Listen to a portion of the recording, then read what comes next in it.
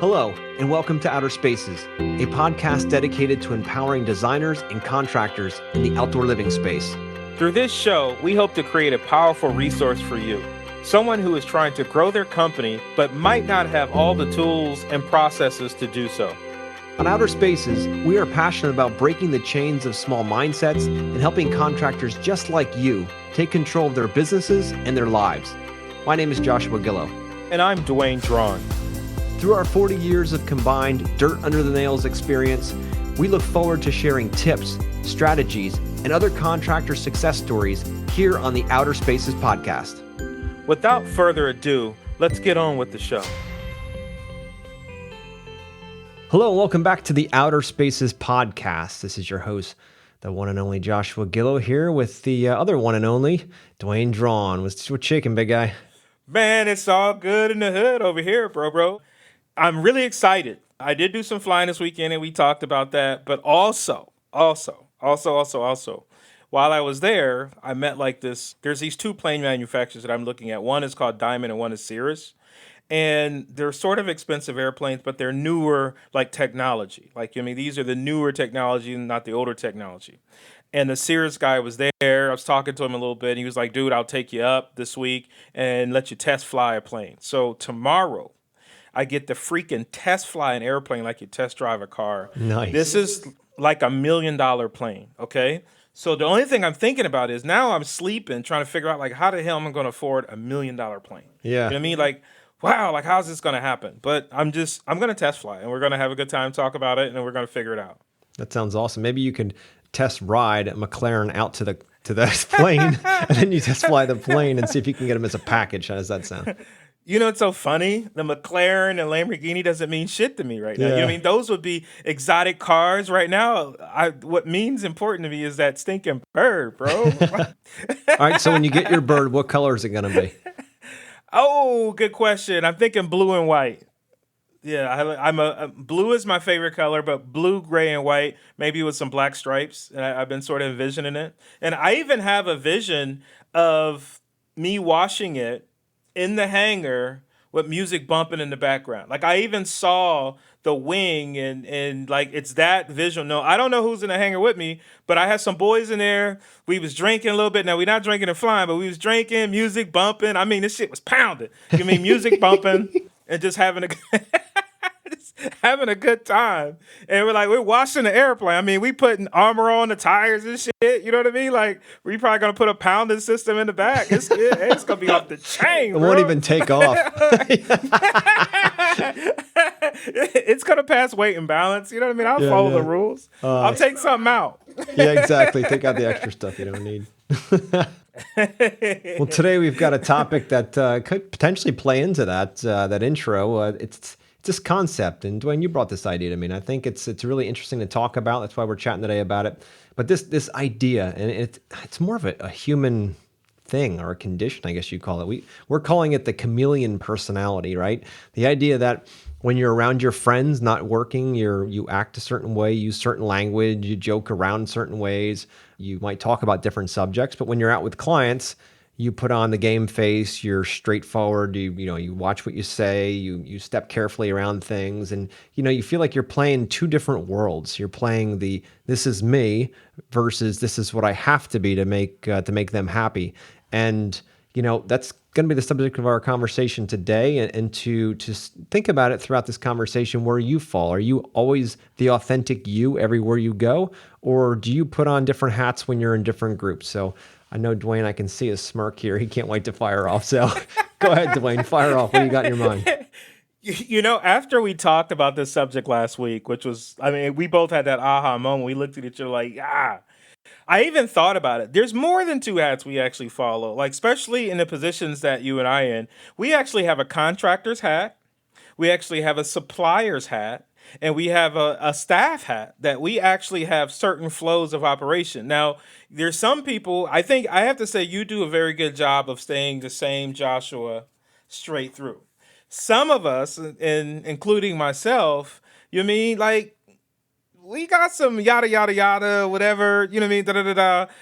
I can speak like that. I can't speak like that to a client. You mean I can't speak like that? I can do yada yada yada and talk about women and things like that to the contractor, but I can't do that to the supplier. You like, you know what I mean? I have to have a certain flow, and I have a certain, I think, dialect that I have when I have different conversations with different people. And Joshua, how this conversation even started last week, my cousin, which I love him to death. He is, if I get this wrong, he's gonna kill me. His name is Angel Hernandez, and if I get it wrong, I hope he doesn't kill me. But he has like 26 or 27 years in the United States Army. Like this dude is a freaking stud, and he got out as I think he was an E8 when he got out. And if you know anything about E8s, dude, like they have more power than officers. Like, you mean he still has to salute an officer, but when an officer walks past his ass as an E8, Angel has full command over what the hell's going on. The officer may look like he's giving the commands, but soon as the door is closed, Angel's in that, hey, listen here, dog, we doing it this way. So mad respect from him. Love this guy today. He just retired last year. So man, thanks, hats off to his service. But we were talking, he said, Duane, you know, because we talk like we cuz, what up, my dude? You know what I mean? That's how we talk, you know? So he was like, bro, he said, I listened to that podcast. He said, it was off the hook. He said, but I was about to call them up and say, that's not Duane. Like, who the hell's talking on the podcast? And I was like, what you mean? He was like, man, that wasn't you, bro. That's not your voice. I was going to call Joshua up and say, that's not Duane you're talking to. That's somebody else. Pseudo Duane. And, you know, the first side of me is I get pissed. Like, what do you mean, bro? Like, that is me. You know what I mean? Like, that's how I'm talking that way. I got my business side and I got my whatever side.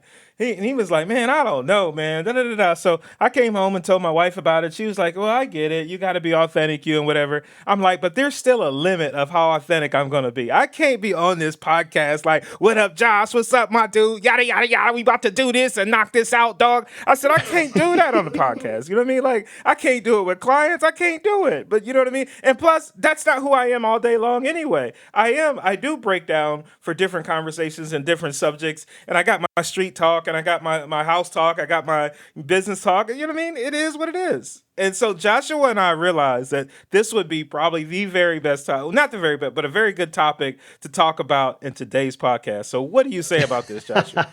Dude, I love your spunk today. You're lit up.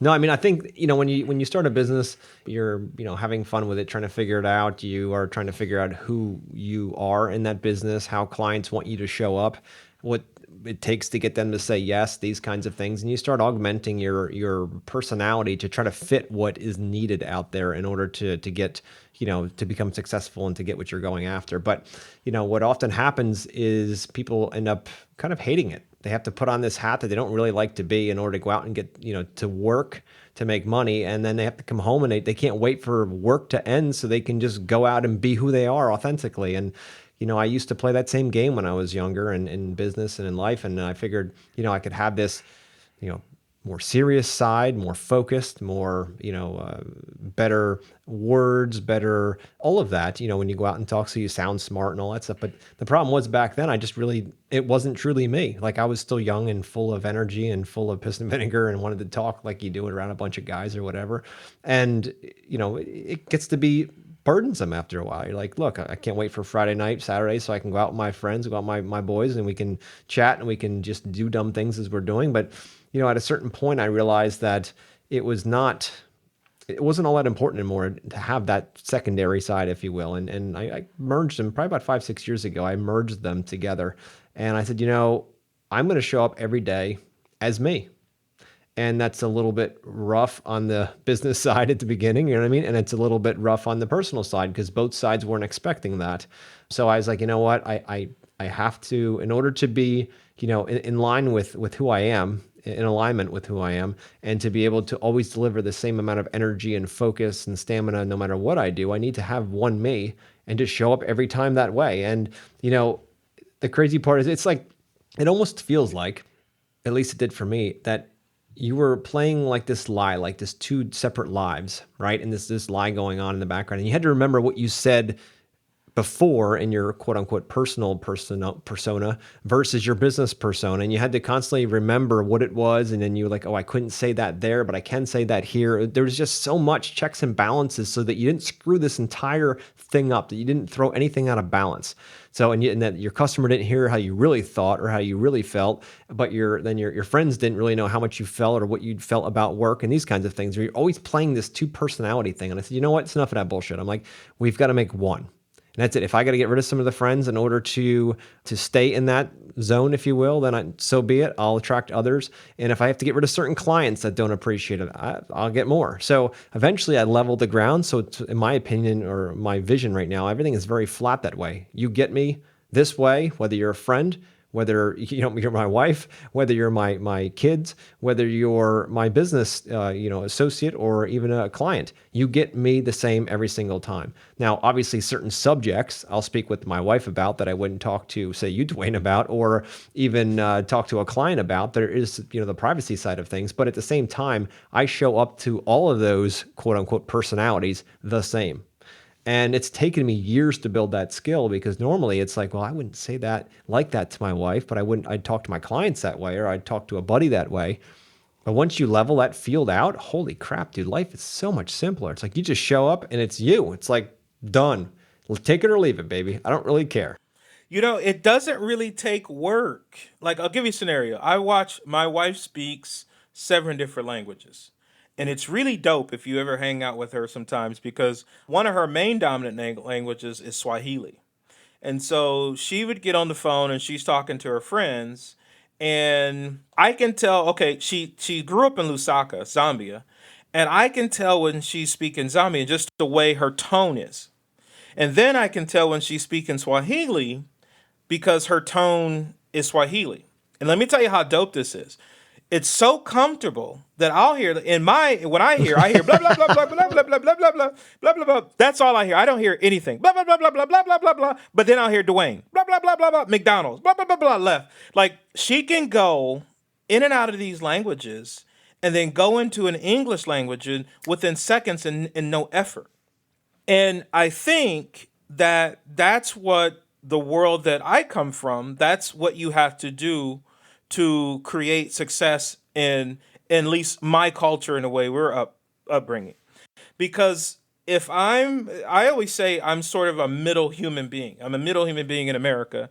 And what that means is I'm black, but I'm on a very mission-based professional style approach to life and business, even though and 95% of my community, well, let me 95%, let me not say that. Let's just throw a percentage out there because I don't know for sure if any of these percentages is correct because I don't want to piss any people off. So let's say 75% of my community still has sort of this jive, slang, talk to themselves. And then you have the other side that's the business side or just let's have professional dialect and tone. If I spoke that all the time, my side that I grew up with my peers, the business side would not take to me too well. But if I spoke the business side to my peers and all my upbringing and all my friends, like I just can't cut my cousins off and my dad off, my family, I can't cut them off. So if I don't talk to them in the tone of the environment, they're going to look at me like, who the hell's this guy? And that's sort of what happens now because I'm about 75% in the mix. So a lot of time I speak very articulate, very professional, and I have a super professional side depending on what I'm dealing with. But on the norm, I speak that way. So I remember when I moved to Chicago, went to the barbershop, and they looked at me like, bro, where are you from, dog? I'm like, I'm from Ohio. It's like, dude, we thought you were from California with the way you talk. I'm like, what do you mean the way you talk? Like, dog, you talk like different, So this is something that we get in growing up. I'm around it more, I think, than probably you would be. No, And I I'm would just agree. And assuming. what's the crazy part is, Duane, is that people prejudge you, whether you like it or not. It's a human condition again, right? They prejudge you based on how well you speak, how you carry yourself. Do you pause? Do you speak quickly? What kind of words do you use, right? They're already prejudging you like it or not, right? So when you do that, you automatically bring, if you're speaking clearer and you're speaking more precise and using better vernacular, all of that, you're going to find that people automatically rise you up higher in their assessment of you, right? They're automatically doing it. Not that I really give a shit about what other people are thinking in general, but subconsciously they're already eyeing you up and figuring you out.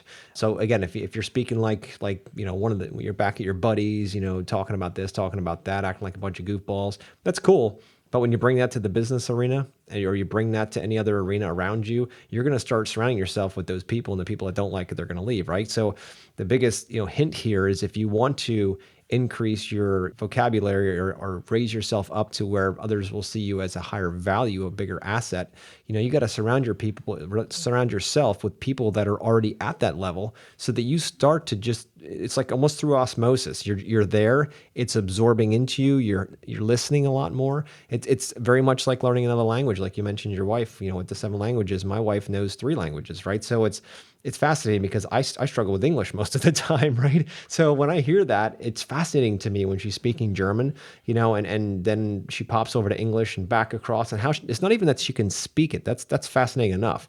It's that she can think in 2 languages, because every language has different words that other languages don't, and there's different feelings. That's all words are, right? They're just a way to contextualize a feeling or a thought or an object or whatever it might be. So, and then communicate it to another human being. So they have words that don't even exist in the English language. There's nothing like it. There's more of a phrase for it, but they have it as one. So point is that for her to be able to flip flop in her head that fast, and for her, it's all the same. It's all communication. She just has to be thinking about the context of where she is. So, to our point today, this personality chameleon, or is it just language and vernacular that you're switching up to be in certain groups, or is it more the overall, how your mind thinks? Because you go out with friends or whatever, all of a sudden you shut off the business side, and all you do is focus on being goofy or whatever, or joking around, or just trying to be cool. But then you go back to business, you got to shut the cool side off and try to be professional again. But again, imagine a world where it's always the same. You don't have to flip flop. There's no switches anymore. It's just you every single time. And like I said before, that's going to work for some people, some of your friends, and some of your business people, and others it won't. And you're going to have to figure out what that means. Is it more important to be a buddy, or more important to be successful, or trying to figure out how to merge those two so you can have the best of both worlds there? But it really is the matter of the people that you surround yourself with, because they'll either bring you up or take you down. Yeah, it's something pretty dope you said. This is wild. My mom is Jamaican, and here's wild. I think in patois. Okay, it's the Jamaican dialect. They'll probably kill me because I'll probably say this wrong, but it's sort of the dialect in Jamaica. It's English, but the way them talk on a certain tone and dialect. You know what I mean? I think in patois, and so and it's because that's what my mom always spoke to me. And as a child growing up, I just heard her accent and so I think in her accent. Like when I go to Jamaica and I hear them talk, I dream it. Now, me can't talk exactly the way them a talk. You understand what I'm saying? Because I don't live there, so me not get the true accent of the way them a talk. But me think in that tone of voice. It's wild that you say that. But where this whole conversation really hits is how does a contractor relate from hanging with his boys or hanging with the crew, and how do they transfer over to having conversations with the client? One of my swimming pool contractors that actually got me into this whole design world, I was laying bricks and he saw me design. He was like, dude, you're the man, and come out here. He pumped me up. He sold me this dream, and I followed and created this whole design thing. But we'd go to clients' houses and he would show up. Now, one side I had respect for him because he showed up as who he was. But the other side, I'm like, dude, you got to polish this game up. Like, he would show up at the job site with his dog, Razzie, okay, flip flops on. I mean, plaster all over, shirt all messed up. And he's in there selling this $180,000 swimming pool. I mean, paperwork was all messed up and whatever. And I'm like, I get it. Like, this is who you are. This is your polish. But when you step in that door, it's game on. It's like, you mean, like, I hear what you're saying, Joshua, but LeBron he's probably not a whole different dude, but he's a whole different. I love LeBron, but he's not an animal. Like, he's not let's use Jordan.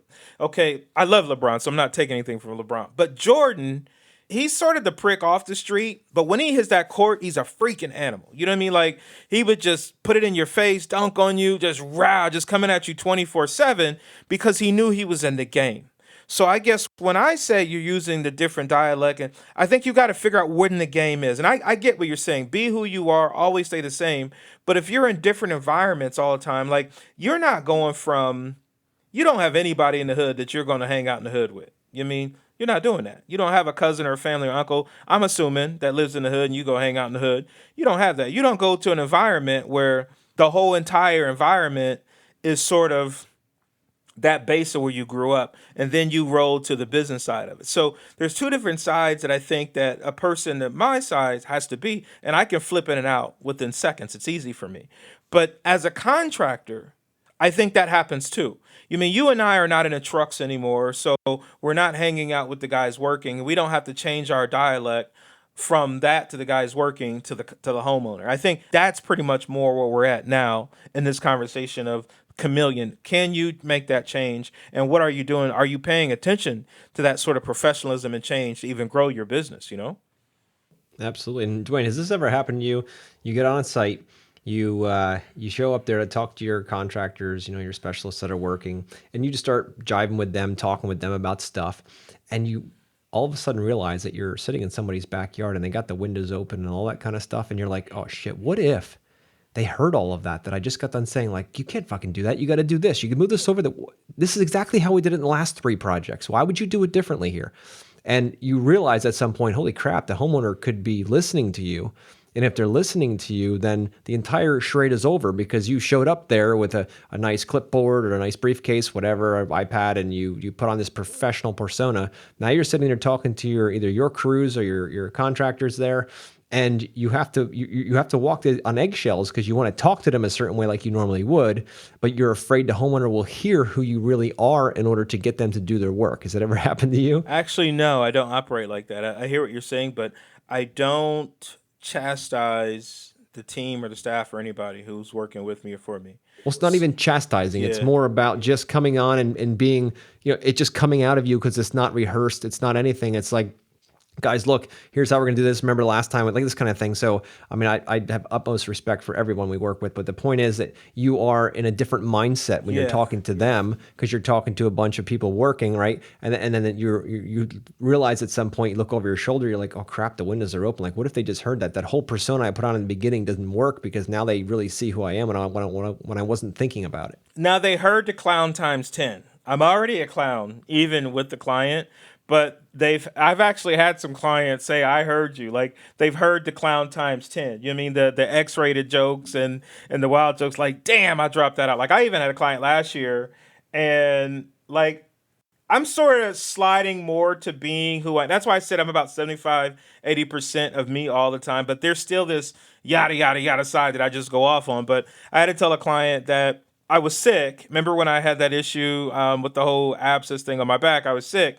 And the crews they were just working on their own. And I talked to the client and he was like, oh, it's great to see you at the job site today. I said, yeah, I had to come out and show these motherfuckers who the boss was. Like, you know what I mean? Like I did have to I did slip into my sort of slangish life, but he knew where I was coming from, you know what I mean, on coming out to the job site. Even though I'm cool, calm, I'm loud on sometimes, I'm quiet on sometimes, I'm very observant some other times.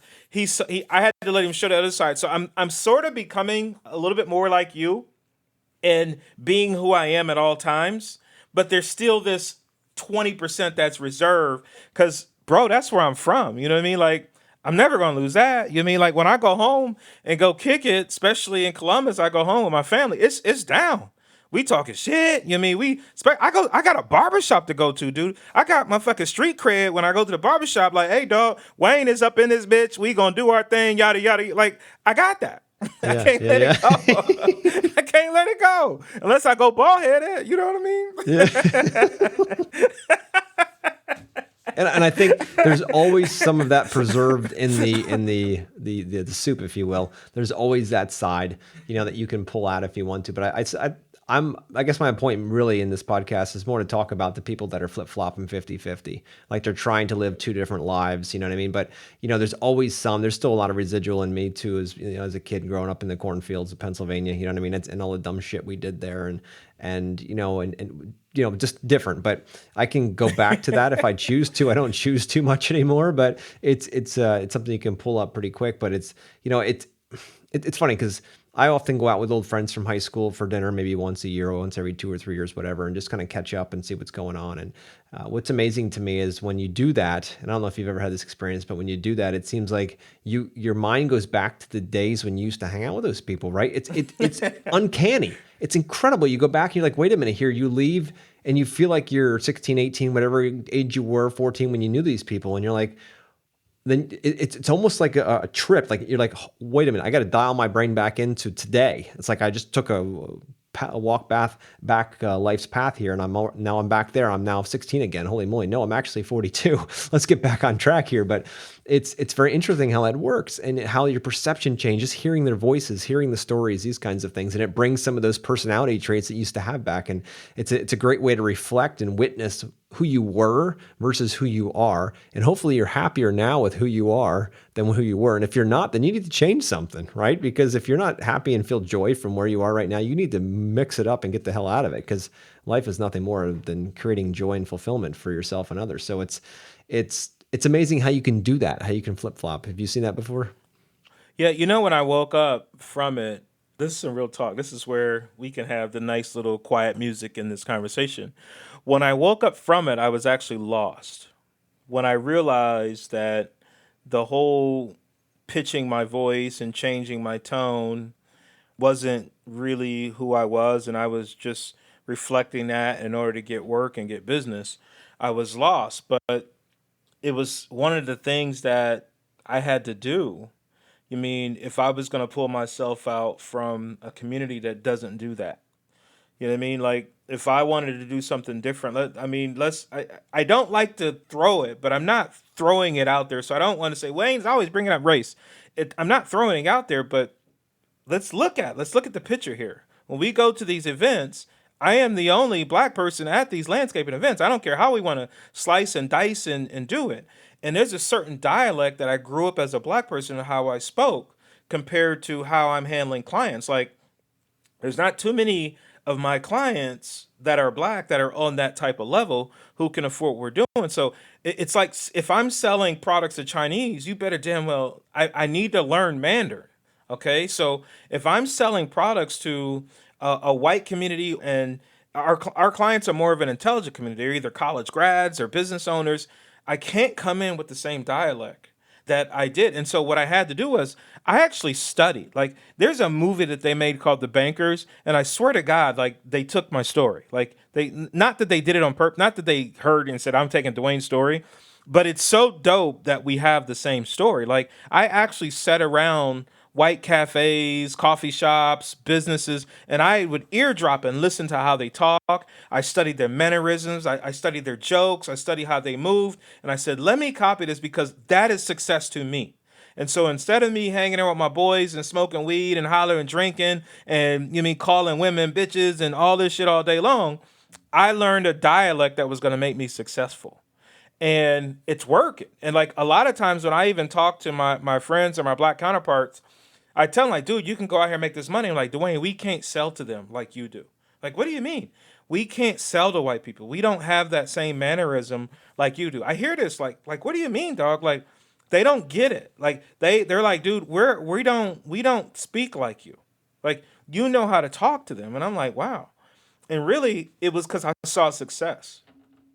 It's amazing that you picked up on that. And again, depending on what your target audience is, if I'm selling to uber elites who have their own airplanes and have their own airports or whatever, and like tons and tons of stuff, then even at that point I'd have to adjust how I speak and what I say as well, and that would be what it is. And I think you rise to the level of where you need to be successful, and how you define it. Right. So, and everyone can define it differently, thank goodness, and another thing is a client can smell when you're being inauthentic. right? When you're coming in there trying to be something you're not, they can smell it quick because they're used to picking up body language. You can say a word, and if your body doesn't reflect it and they don't feel it from you, then they know that you're just bullshitting them and you're just telling them what they want to hear, right? They have bullshit meters all over the place in their minds. They pick up this stuff quick. So it has to be authentic, and it's better to go in there being the true you than it is to go in there being an imposter just in order to, be that chameleon that can adjust back and forth. And they smell that, like, great, like he put on a great presentation, his sales pitch is spot on, but what's going to happen when he comes to deliver? Who's going to show up to my house? How are they going to act? Are they going to be leaving cigarette butts everywhere and loud music and swearing? And when my kids are around, like what's that going to be like? So they'll smell that fakeness quickly. So it has to be, that's for a reason, that's one big reason why I push to have it all as one, because to me, if you're always authentic all the time, then if people are either going to like you or not, and if they don't, that's fine. And if they do, that's fine too.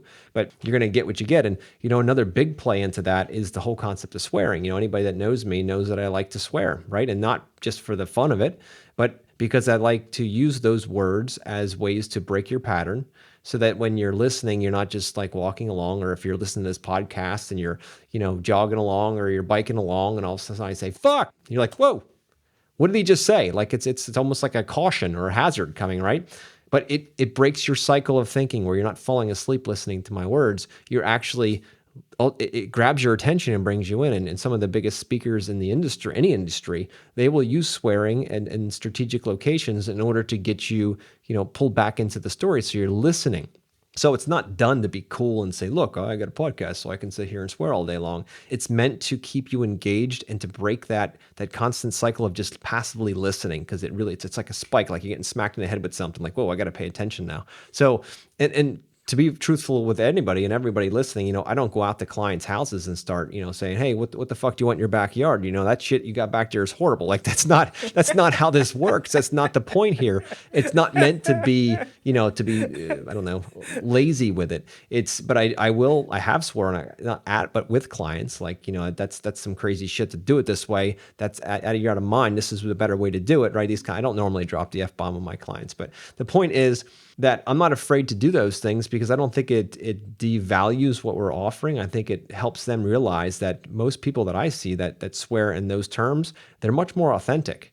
They're much more, I trust them more because I know they're not afraid to be who they are. And if that's the case, I feel like I'm getting the true version. So what do you think, Duane? I see that smile again. Dude, that was pretty dope, because there is another side to you, because you don't do it all the time, but you will call me up like, man, these motherfuckers in this backyard, I wanted to tell them this yard is fucked up. You know what I mean? Like, there is a different side. But it's funny that I rarely cuss. Like, I'm a cuss head. Like, I think I was the first one who dropped, if we listen to all these podcasts, I think I was the first one who dropped the F-bomb in our podcasts. And I remember when it happened, it was like epic. We both paused and looked at each other like, oh shit, he said a cuss word. Like, and then from there, we've been just fuck. We've just been dropping them left and right ever since. But when I'm meeting with clients, I'm really not a cuss. You know what I mean? I'm not a cusser. I do like you. I'll drop some cuss words here and there that give me some emphasis or some punch. But I'm really not into tone. And I think maybe that comes from my upbringing. My mom's a preacher. So I'm a PK. PKs are just off the chain. We're badass kids. You know what I mean? And I'm a PK. So we knew how to interact in the church world, yes and no and proper. And then when we got out that motherfucker, it was on and popping. You know what I mean? So I guess that's who I am, Josh. I've been that way from jump. I'm still a PK, bro, no matter how much I do it. My mom's a preacher. When I call her, I'm like, yes, mom, and da-da-da. I'll get to talking on the phone like, yeah. Man, you believe that shit? Like, oh, I just cussed. My bad, mom. You're almost like the personality mullet, right? Right? Nice and proper up front and all party in the back, right? Yeah. But I think that's even authentic. I believe that even people who meet me, I think that's the authentic part. They know that this is Duane, and we know that Duane is still this other Duane too. Like, it's not like he's trying to throw one over our heads, because I'll still drop some slang. I'll even dap a client. You know what a dap is? When you shake their hand and sort of pull them in and da-da-da. I think my son did it to you. I watched it. I wasn't when you came expecting over it. that time. My son dapped you. and you looked at him, he looked at you like, what the fuck's wrong with him? I saw the whole interaction. He was like, who's this guy, Dad? You know what I mean? Like, this guy doesn't even know how to dap. You know what I mean? Like, I had to teach him, like, bro, like, and see, now I got to teach him, you can't just dap everybody, dude. Like, you got to handshake him and you got to dap the dappers. You know what I mean? So you understand, like, how that just went down just like that. I know it's funny. I just learned a new word. I did not know that's what they called that. The dap? The dap. The news caught when Obama and them did it. It's the fist bump. No, it's a dap. You give somebody a dap. Love it. Love learning things. When I come over, he better be prepared. I'm going to dap his ass. You go dap him. I'll teach I'm you going to how need to some dap. training, Duane, so I'm going to need it for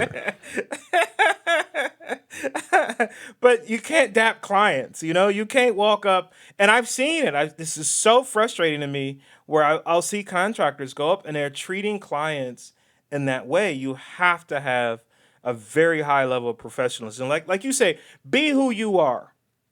But when you're playing in the arena of the numbers and the transformation side of the business, which was a dope podcast we just recorded. So if you didn't hear last week, you need to turn this off now and go listen to last week, because that was a very, very dope podcast we dropped about transition and transformation. But when you're handling a transformation business, be you, be the artist, be natural, be free. But I think you got to respect the space. Like, I just cannot roll up and be like, what up, my dude? What up, dog? Hey, man, y'all sign this motherfucking contract, dog? Like, we got this. You got my check, dog? Like, you know, we got this shit popping. And make sure you get this check ready for me. I can't do that. Yeah, you won't be doing the level of work that you want to be doing. That's the biggest thing, right?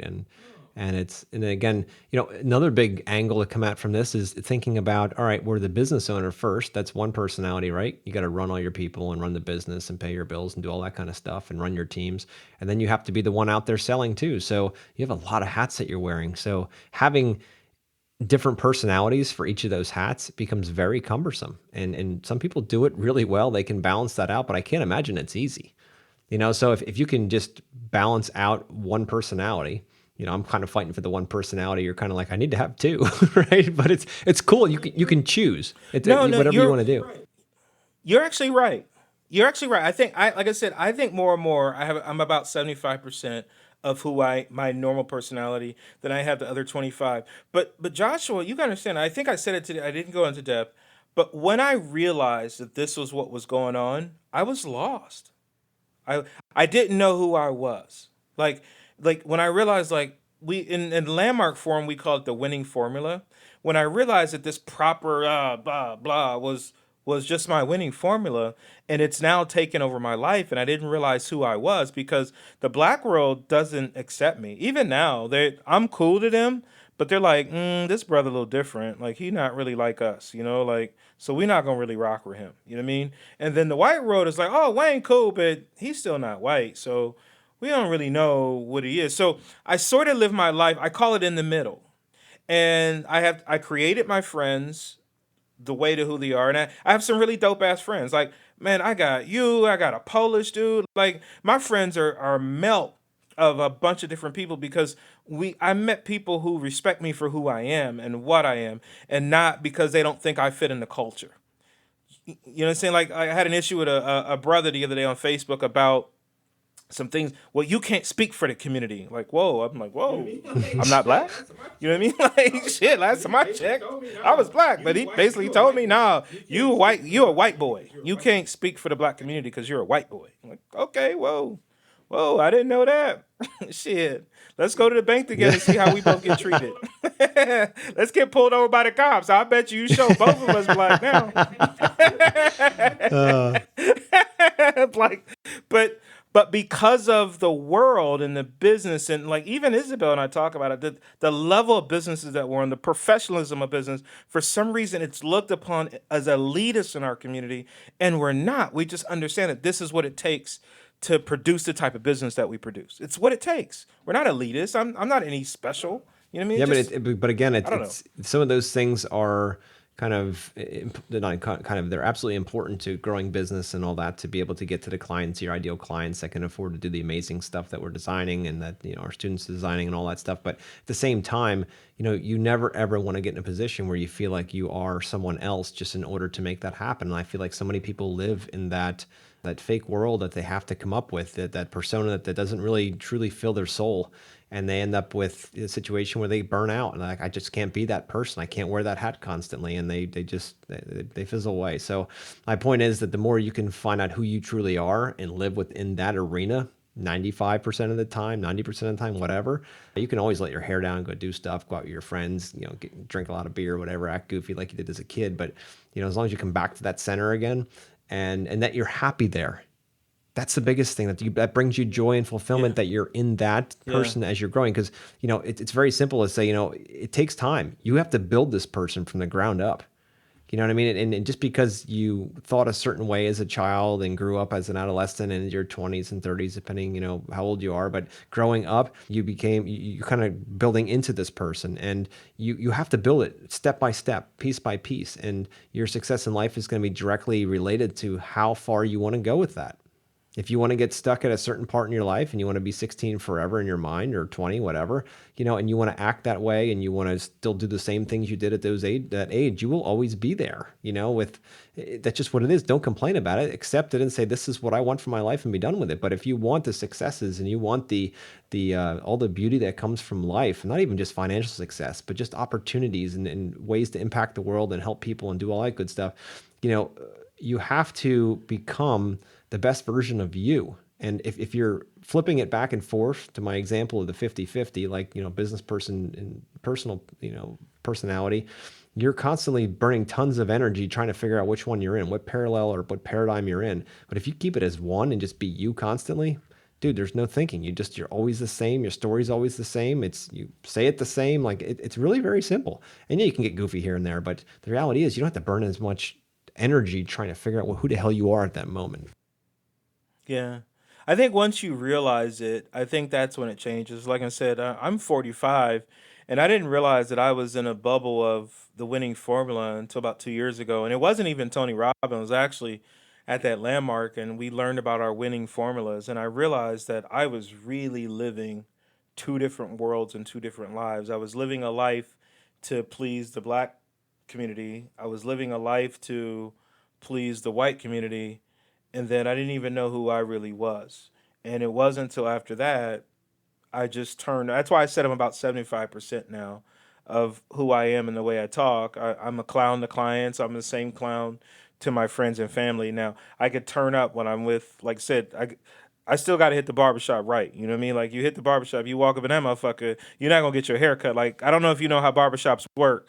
They could have 5 clients and your turn could be next. But if you ain't really that motherfucking brother that they cool with, they going to cut all the 5 people, and then you still going to be sitting there. So you still got to have some street cred up in that Next time I'm you in know what I mean? Chicago, So, do you think they'd let me in? Do you think they'd let me in, Duane? Because next time I'm in Chicago, I want to go with you. I want to see what that's like. Yeah.